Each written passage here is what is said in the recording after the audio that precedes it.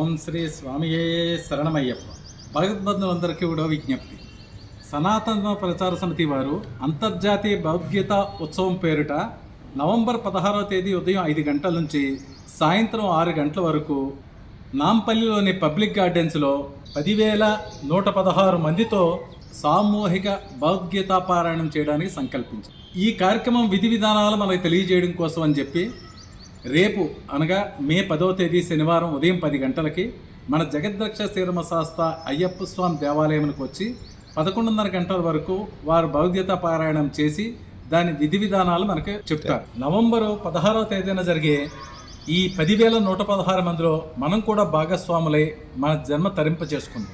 ఎంతో వ్యయ ప్రయాసాలతో కూడిన ఇలాంటి కార్యక్రమాలు మనం చేయలేం.